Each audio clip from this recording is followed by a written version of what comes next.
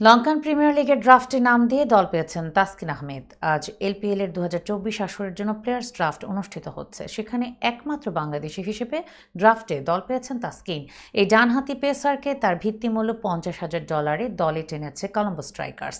তাসকিন ছাড়া আরও একাধিক বাংলাদেশি ক্রিকেটার এই টুর্নামেন্টে নিজেদের নাম দিয়েছিলেন, কিন্তু দল পাননি লিটন দাস ও মুশফিকুর রহিম। লঙ্কা প্রিমিয়ার লিগের 2023 সালের আসরে গল টাইটান্সের হয়ে খেলেছিলেন লিটন দাস। শ্রীলঙ্কার এই ফ্র্যাঞ্চাইজি লিগে প্রথমে দল না পেলেও টুর্নামেন্টের শেষ অংশে দাসুন সানাক্কার দলে যোগ দিয়েছিলেন, তবে নিজের নামের প্রতি সুবিচার করতে পারেননি বাংলাদেশের ওই ওপেনার। সম্প্রতি বাংলাদেশের হয়ে জাতীয় দলের জার্সিতেও ফর্মে নেই লিটন, ফলে এলপিএল এর আসন্ন আসরে কোনো দলই তাকে নেওয়ার আগ্রহ দেখায়নি। লিটনের পর দল পাননি মুশফিকুর রহিমও। লিটনের ড্রাফট মূল্য $30,000 ও মুশফিকের মূল্য $50,000 থাকলেও তাদের প্রতি আগ্রহ দেখায়নি ফ্র্যাঞ্চাইজিরা।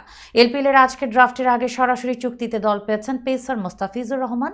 বাংলাদেশের বাঁহাতি পেসারকে আইকন ক্রিকেটার হিসেবে দলে নিয়েছে ডাম্বুলা থান্ডার্স।